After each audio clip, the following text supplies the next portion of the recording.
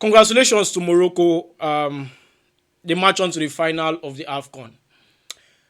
I have never been so proud, so proud of the Super Eagles. For the first time in a very long time, this team has given us so much joy in the way they play, in the way they win games, and the whole changes to the way we have always known the Super Eagles. I am super proud of this team.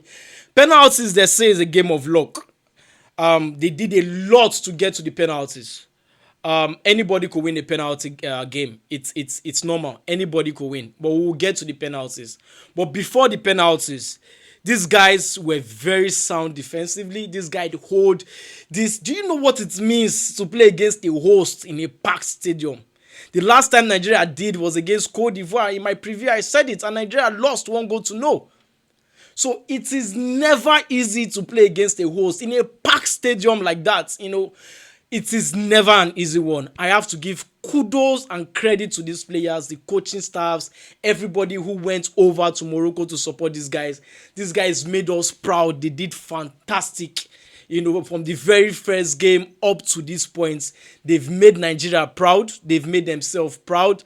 And it's a good advertisement for African football because this is just like the World Cup.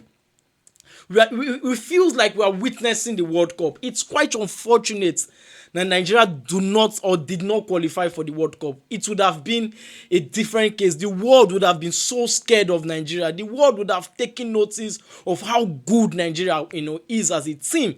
Brilliant performance from the Super Eagles. Eric Chel, what a manager, what a coach this guy has been. He has transformed the Super Eagles team, and it's been a brilliant outing from the Super Eagles. From the very first game, these guys believed, these guys work hard. Even when there was issue with Osimhen and everything, these guys stood together, kept the faith and everything.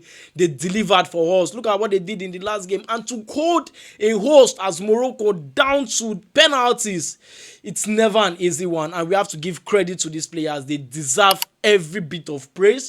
They deserve every bit of credit that, the first half, Morocco had chances. Second half, Morocco had chances, but the defense kept us in the game and they took it to penalties. Congratulations to the Super Eagles. Congratulations to Nigeria for the hard fought, effort towards the end or towards the last game, of this AFCON. This AFCON to me has been a successful one. Yes, there's another game to play, the third place game. But that being said, Nigeria have the record of always finishing on the podium. Nigeria has that record of always finishing, either second, third, thereabout. So it's not a surprise to me. But I am super happy and of this effort, of this performance from the Super Eagles. Now, let's get into the game. Penalties, they say, is a game of luck. If it's a game of luck, then you should make the goalkeeper suffer to get one of your penalties. You cannot have an advantage in a penalty shootout, then immediately hand it over back to the Moroccans. See, the Moroccans will always take the advantage of the fact that they've been ahead or they've gotten ahead after you lost your own penalty, to go ahead. They had to take their own. And when they took their own, you saw how they were very precise by taking each and every, spot of their penalties. Nigeria lost 2 penalties. Losing the penalties was not my problem. My problem is the way and the manner Nigeria lost those 2 penalties to Morocco. As a defender, you've had the best tournament of your career. You see, if I want to play a penalty, or if anybody wants to play a penalty, make the goalkeeper suffer to even save it. Don't give him on a platter. Don't just give him for free. What was that kind of penalty, Oyemechi? What was that kind of penalty? Chukwueze, what is that? You are experienced, for God's sake. You've played football for a number of years. That is never a penalty. That's like a back pass, for God's sake. It is on because if it was a defender, I would understand. But you're an attacker. You always face the goal anytime you play penalties. Even if you're not the number one penalty taker in your club. So you should have at least make the if he hits the bar or the goalkeeper saves it, I would understand. Like yes, the goalkeeper saves it in a very difficult way, but you gave the goalkeeper in a platter. It's crazy. But that being said, I'm not going to dwell much on the penalties. I just want to encourage these guys. These guys gave their all in this tournament. These guys performed brilliantly well in this tournament. Now let's get into the game, full game analysis. Now, Nigeria started this game in a very conservative manner. Nigeria started this game in a manner that is quite different from the way they've always played in this tournament. And I understand why. You're playing against a host.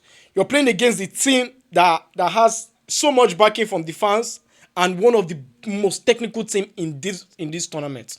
So opening shop or pressing too much might leave you open at the back. Now, already coming into this game, Nigeria is short one of their skipper. Like, Ndidi was not present in the game. Why? Because he's suspended. Now, him being suspended for this game, gave room for a player like Oyedika to come in. Oyedika came in and I didn't see anything close to Ndidi when it comes to taking possession of that midfield, making your presence known in that midfield.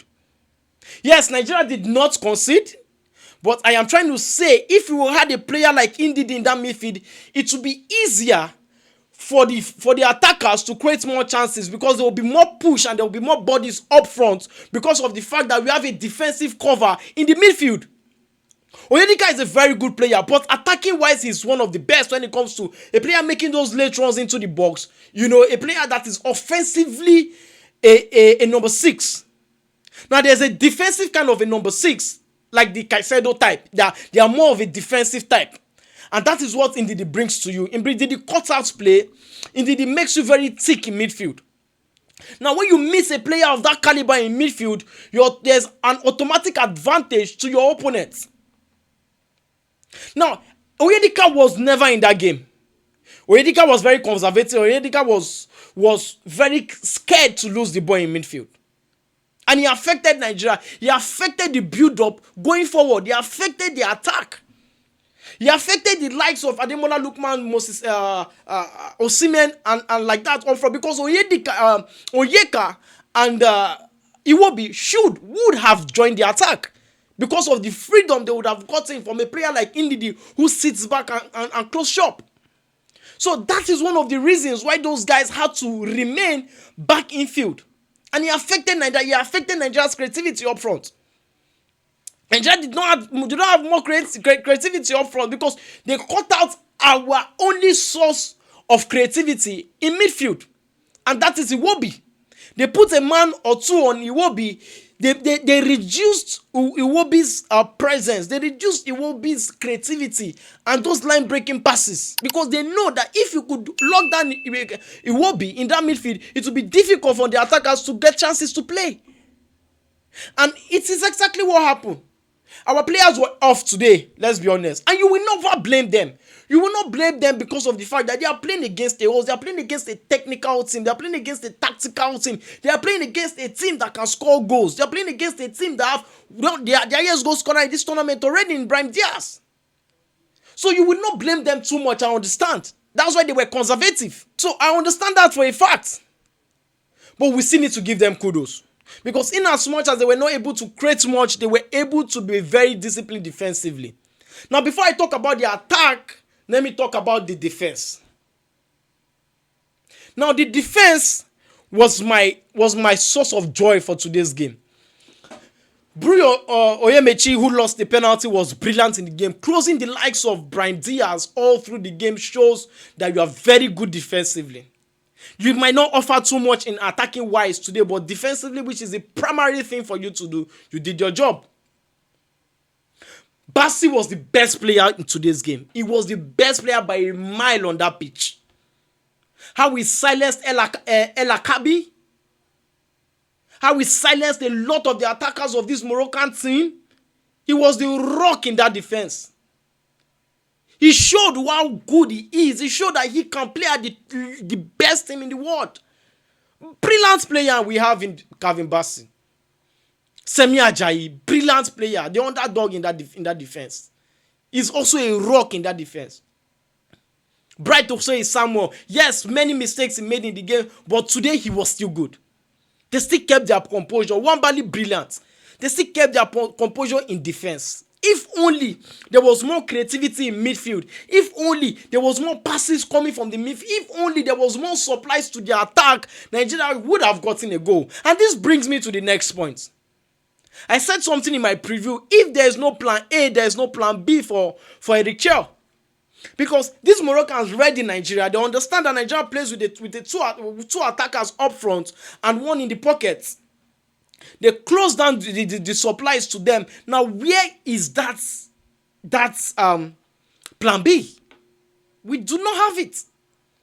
Before Nigeria made a change, I think it was almost to the end of the game. So that is another problem. But that being said, I don't want to put out blames today.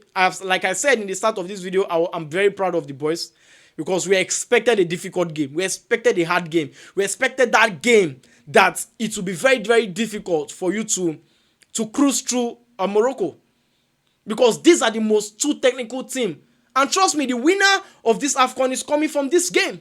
This is like the final before the final. This is it. This is that game that defines this AFCON. I'm very, very proud of the Super Eagles. Yes, we didn't get much chances. The likes of Osimhen tried his best. The likes of Lookman tried his best. They gave in their all. They gave in their all in this game. But there are some games that are difficult like this. This is a game to be proud of. Nigeria did not lose on regulation time. Nigeria lost on penalties. Any team can lose on penalties. But if you must lose on penalties, you should lose in an honorable manner. Not those 2 penalties I saw. It's quite unfortunate that Nigeria are out of this tournament. It's quite unfortunate.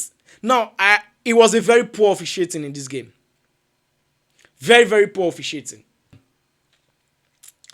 We have always known, when we saw who was going to officiate and the VAR and everything, we've always known that Nigeria has small chances. And I said it in my preview. Cameroon suffer with their officiating. Now it's the turn of Nigeria. It is a very poor officiating. Nigerian players would not even touch the ball before the referee blows. The referee blows at every single thing for the Nigerian. No, this is a contact sport, for crying out loud. This is a semi-final of a major tournament, the biggest tournament in the continent of Africa. And this is the kind of officiating you have to give. Yes, it did not have so many impacts in the game in terms of goals and what of that and what have you. But once you blow when it's unnecessary, it affects the momentum of the players. He's a Ghanaian referee. What else do you expect? I'm not going to dwell on the referee today, but that was a poor officiating. It took the charge of Osimhen and Nwabali and Bassi for the referee to come to his senses. That was when he reduced a lot of things he was doing. Towards the end of the game, Nigeria should have conceded through the poor officiating from this from this referee. Cameroon suffered it. I said it at first. Cameroon suffered it, and I mentioned it when they play against the host. Yes, there will be some form of home advantage when it comes to things like this, but it was too clear. And thank God Nigeria did not concede in regulation time. It would have been different in the media. Another thing we learned from today, like I said earlier, there was no creativity. Morocco won the second balls. Morocco were at the front foot at every point in time. Nigeria had some intervals or some time in their game to have changed things up, but Morocco was defensively very, very solid as well as Nigeria. Morocco, it has to take a lot, or it can take a lot to hold a player like Osimhen and Ademola Lookman down. And Akko Adams, he was also good today. But sometimes his passes was not going anymore. He was locked down. So that's why I say, when the plan A is not working, what happens to the plan B? That's the problem.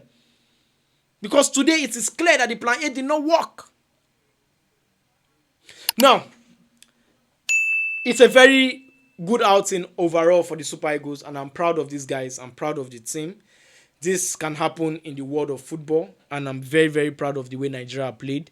And I hope the next tournament in 2 years' time would be a very nice one, and it will be that tournament that will give this Nigerian team another push to take one step further to win the tournament. Tell me what you think about this game. It's a very quiet country right now and a very quiet social media because of the loss of Nigeria to Morocco. But tell me what you think about this game. Are you okay with the officiating? Were you impressed with the performance of Nigeria? And what do you think going forward, for these Super Eagles? Share your thoughts in the comment section. If you're new to this channel, hit the like button, subscribe, hit the notification bell, so I come your way again next time. I may your boy Mike Way. Stay cool. Cheers.